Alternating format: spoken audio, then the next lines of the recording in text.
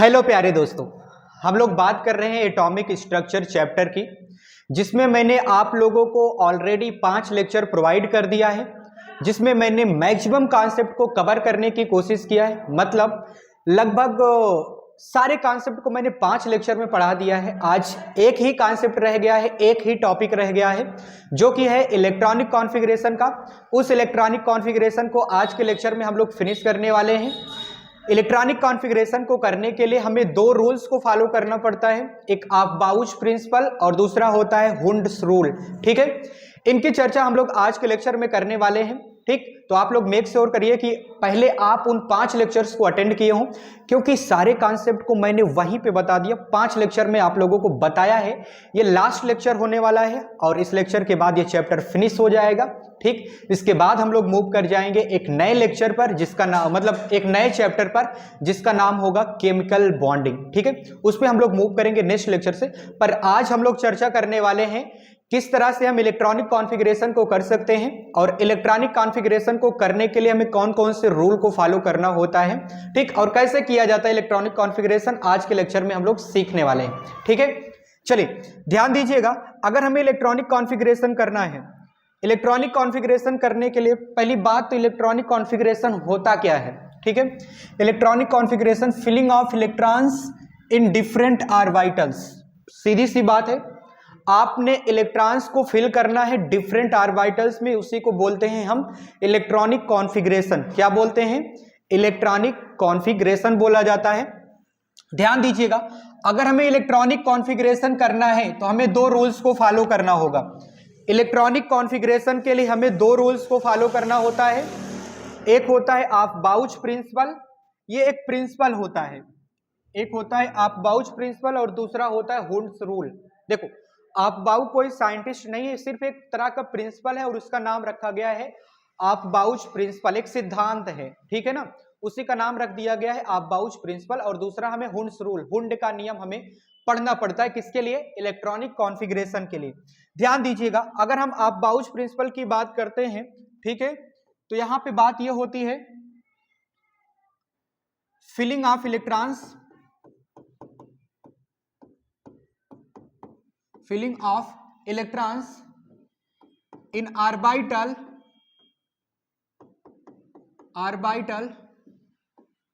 on the increasing order of energy, on the increasing order of energy। मतलब energy के बढ़ते क्रम में, इंक्रीज करते हुए ऑर्डर में आपको इलेक्ट्रॉन की फिलिंग करना है। ठीक है ना, ऑर्बिटल्स के एनर्जी इंक्रीज करते हुए ऑर्डर में आपको इलेक्ट्रॉन्स को फिल करना रहता है।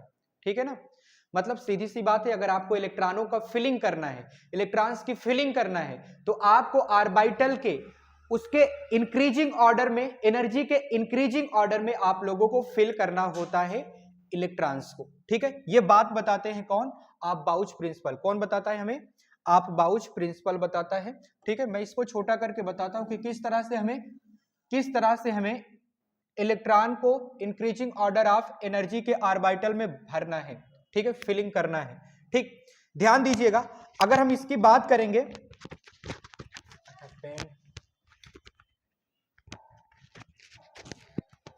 ठीक, अगर हम इसकी बात करेंगे तो ध्यान दीजिएगा, एक मिनट, क्या हुआ यार,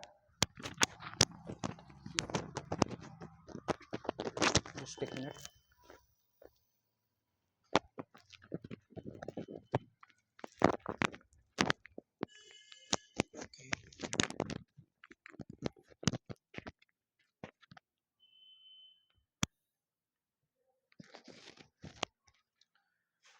ठीक है, अगर हमें इलेक्ट्रॉन्स की फिलिंग करना है तो ऑर्बिटल के इंक्रीजिंग ऑर्डर में फिलिंग करना होता है। ठीक, किस तरह से हमें फिलिंग करना है देखिए जरा।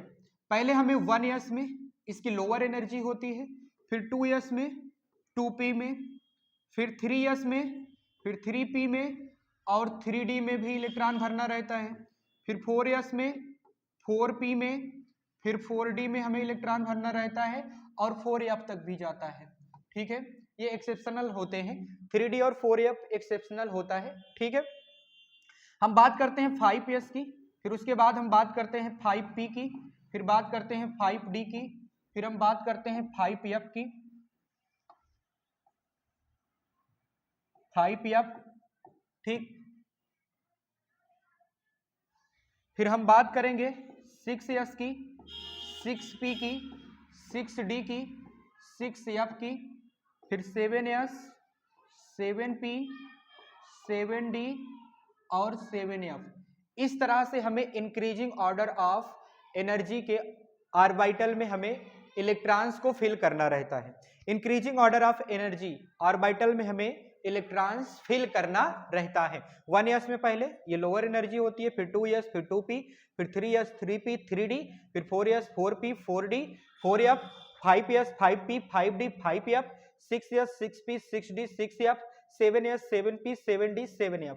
इस तरह से हमें इंक्रीजिंग ऑर्डर ऑफ एनर्जी में हमें इलेक्ट्रॉन्स को फिल करना रहता है, और ये सारे के सारे ऑर्बिटल्स होते हैं। क्या होते हैं? ऑर्बिटल्स होते हैं। इस क्रम में हमें एनर्जी को फिल करना रहता है, ठीक। तो आप लोगों को स्क्रीनशॉट लेना है, स्क्रीनशॉट लीजिए, नोट डाउन करना है, नोट डाउन कर लीजिए, ठीक। यही बात बताता है अबाउच प्रिंसिपल कि हमें filling of electrons in orbital on the increasing order of energy. अगर हमें ऑर्बिटल में इलेक्ट्रॉन्स को फिल करना है तो उस ऑर्बिटल के एनर्जी के बढ़ते क्रम में आपको भरना है, ठीक है। ओके, चलिए नेक्स्ट। हाँ, अब हम लोग बात करते हैं हुंड्स रूल की। किसकी बात करते हैं? हुंड्स रूल की बात करते हैं। तो ध्यान दीजिएगा, जब हम हुंड्स रूल की बात करते हैं तो ये कहता है कि electron in a subshell are paired only when all the orbitals of a subshell is half filled with parallel spin. मतलब कहना ये चाहते हैं कि अगर आपने ऑर्बिटल में इलेक्ट्रॉन भरना है, आपको अगर ऑर्बिटल्स में इलेक्ट्रॉन्स को फिल करना है तो पहले आप पैरेलल फॉर्म में एक एक इलेक्ट्रॉन्स, बोले तो हाफ हाफ इलेक्ट्रॉन्स सभी ऑर्बिटल में आपको फिल करना है। ऐसे इस तरह से फिल करना है। फिर उसके बाद जो इलेक्ट्रॉन बचेगा उसको इस तरह से फिल करना है, ठीक। अपोजिट स्पिन करके ऐसे इस तरह से फिलिंग करना है, तब पेयरिंग आप कर सकते हो। इस तरह से तब आप पेयरिंग कर सकते हो। पहले तो क्या करना है कि एक एक इलेक्ट्रॉन, अगर एक एक ऑर्बिटल में एक एक इलेक्ट्रॉन भर रहे हो तो इसका मतलब क्या है? इसका मतलब ये है कि बात ये है कि ये हाफ फील्ड है। कैसा है? Half field. वो भी पैरेलल होना चाहिए। कैसा होना चाहिए? पैरेलल होना चाहिए। एक बार ऐसे भरोगे, फिर उसके बाद फिर से आपको एक एक बार इलेक्ट्रॉन वो भी अपोजिट स्पिन में भरना रहता है। भरोगे तो अपोजिट स्पिन में ही भरोगे। क्यों? क्योंकि हमने पाउली का एक्सक्लूसिव प्रिंसिपल नहीं पढ़ा था क्या? पाउलिश एक्सक्लूसिव प्रिंसिपल हमने पढ़ा था ना, उसमें मैंने बताया था कि अपोजिट स्पिन के हमें ऑर्बिटल्स में इलेक्ट्रॉन को फिल करना रहता है। ये बात होती है ना, ठीक है।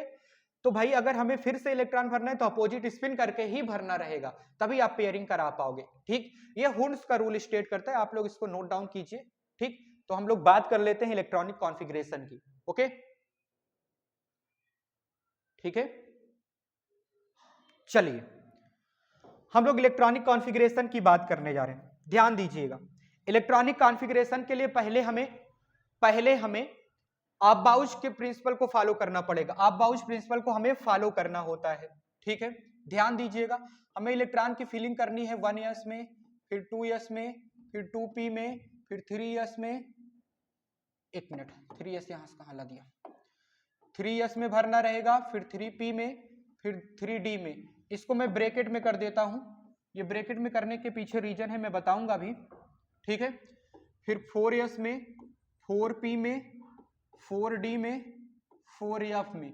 4f में इलेक्ट्रॉन, इसको भी आप लोग ब्रैकेट में कर दीजिएगा, क्योंकि तभी भरने हैं आपको इलेक्ट्रॉन जब ये f ब्लॉक का एलिमेंट रहेगा, ठीक। फिर उसके बाद 5s में, 5p में, 5d में, 5f में भरना है। फिर 6s में, 6p में, 6d में, 6f में भरना है। फिर 7s में, 7p में, 7d में और 7f में इलेक्ट्रॉन भरना है। ये ऑफ-बाउच प्रिंसिपल है कि इंक्रीजिंग ऑर्डर में, एनर्जी के इंक्रीजिंग ऑर्डर में आपको इलेक्ट्रॉन्स की फिलिंग करनी है ऑर्बिटल्स में, ठीक है। ये ऑफ-बाउच प्रिंसिपल कहता है, ठीक। अच्छा, हुंड का रूल क्या कहता है कि आप इलेक्ट्रॉन्स भरो, पहले तो आप एक एक इलेक्ट्रॉन्स भरो, फिर उसके बाद पैरेलल इलेक्ट्रॉन्स भरने के बाद उसके बाद क्या करो, उसकी पेयरिंग करा दो। पेयरिंग कराने के लिए हमें क्या पता होना चाहिए, पाउलीज एक्सक्लूसिव प्रिंसिपल, मतलब वो कहते हैं कि एक ऑर्बिटल में विपरीत स्पिन के 2 इलेक्ट्रॉन रह सकते हैं, ये तो हमें पता है ना, ठीक है। अच्छा एक बात बताइएगा जरा, आपको पता है कि जब आप एस सबसेल की बात करते हो तो एस सबसेल में कितने ऑर्बिटल होते हैं, एक होता है। जब आप बात करते हो पी सबसेल की, पी सबसेल में कितना ऑर्बिटल होता है, 3 ऑर्बिटल होता है। जब आप बात करते हो डी सबसेल की, डी सबसेल में कितना ऑर्बिटल होता है, डी सबसेल में 5 ऑर्बिटल होता है ना, डी सबसेल में 5 ऑर्बिटल होता है। जब आप बात करते हो एफ सबसेल की, तो एफ सबसेल में कितना ऑर्बिटल होता है, एफ सबसेल में 7 ऑर्बिटल होता है।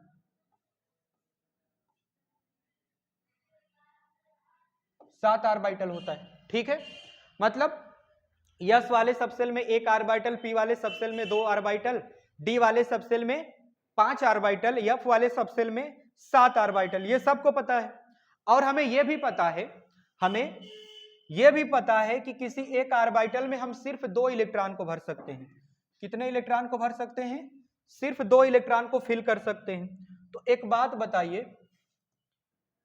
बताइएगा आप, अगर यस की बात कर रहे हो, यस के पास सिर्फ एक ही ऑर्बिटल है, ठीक है, तो इसमें कितने इलेक्ट्रॉन भर सकते हो, 2 इलेक्ट्रॉन, मैक्सिमम, कम हो सकता है पर इससे ज्यादा नहीं हो पाएगा, ठीक है, मैक्सिमम आप 2 इलेक्ट्रॉन भर पाओगे। जब आप पी सबसेल की बात करोगे, पी सबसेल में कितने ऑर्बिटल होते हैं, 3 होते हैं, तो कितने इलेक्ट्रॉन भर पाओगे आप, 6। और जब डी सबसेल की बात करोगे, डी सबसेल में ऑर्बिटल होते हैं 5, तो कितने इलेक्ट्रॉन भर पाओगे, 10 मैक्सिमम। जब आप एफ सबसेल की बात करोगे, एफ सबसेल में 7 ऑर्बिटल होते हैं, तो इसमें मैक्सिमम तुम कितने इलेक्ट्रॉन भर पाओगे, 14 इलेक्ट्रॉन भर पाओगे, ठीक है ना। इसमें से किसी की भी बात चलेगी, यस की बात चलेगी 2, कहीं भी यस की बात आ जाएगी उसमें 2 मैक्सिमम, उससे कम हो सकता है, मैक्सिमम 2। पी की बात कहीं भी चलेगी तो उसमें मैक्सिमम 6 इलेक्ट्रॉन, डी की बात कहीं भी चलेगी तो मैक्सिमम 10 इलेक्ट्रॉन, एफ की बात कहीं भी चलेगी तो तुम्हें मैक्सिमम 14 इलेक्ट्रॉन भरना है, ठीक है। ये ब्रैकेट में मैंने 3D को क्यों लिखा, इसको नोट डाउन कीजिएगा। 3D में इलेक्ट्रॉन तभी भरने हैं, ठीक है, जब तुम बात कर रहे हो 3D की, किसकी बात कर रहे हो, 3D की, ठीक। 3D में इलेक्ट्रॉन की फिलिंग तभी करनी है व्हेन एटॉमिक नंबर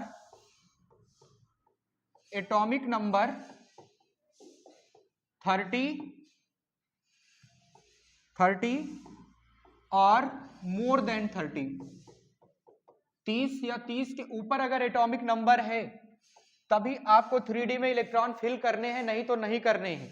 ये बात होती है किसके लिए, ये बात होती है यस ब्लॉक के लिए और पी ब्लॉक के लिए, ठीक है। किसके लिए बात होती है, यस ब्लॉक और पी ब्लॉक के लिए। डी ब्लॉक के लिए लागू नहीं होगा। ये जो कंडीशन मैं कह रहा हूं 3D में इलेक्ट्रॉन तभी भरना है जब एटॉमिक नंबर 30 या 30 के ऊपर हो, तभी आपको 3D में इलेक्ट्रॉन भरना है। ये कंडीशन सिर्फ लागू होगी यस और पी ब्लॉक के लिए, डी और एफ के लिए लागू नहीं होगी, उसमें भरना ही रहता है, ठीक है ना। डी ब्लॉक के एलिमेंट्स की जब तुम बात करोगे उसके केस में तुम्हें इलेक्ट्रॉन 3D में भरना ही रहेगा, अगर आएगा चांस बनेगा तब, ठीक है कि नहीं, ठीक है, ठीक है। चलिए ये बात हो गई, ठीक। अच्छा स्क्रीनशॉट लेना चाहते हो स्क्रीनशॉट ले लीजिए, नोट डाउन करना चाहते हो नोट डाउन कर लो। मैं तुम्हें कुछ एग्जांपल बता देता हूं कि किस तरह से मैं इलेक्ट्रॉनिक कॉन्फ़िगरेशन करना है, ताकि तुम्हें पता चल सके कि कैसे करना है, ठीक है, ओके। अच्छा 4F में मैंने क्यों ब्रैकेट किया, क्योंकि अगर F ब्लॉक का है तब तुम 4F में भरो, ठीक है, F ब्लॉक का है तभी तुम 4F में भरो, नहीं तो एटॉमिक नंबर 30 या 30 के ऊपर होना चाहिए तब आपको F में अगर भरने की कंडीशन बन रही है तब भरो, नहीं तुम भर भाई मत करो। समझे कि नहीं समझे, समझे ना, ठीक है, ओके, ठीक है। नेक्स्ट हम आगे बात करने जा रहे हैं, ध्यान दीजिएगा। हम एग्जाम्पल की जब बात करेंगे,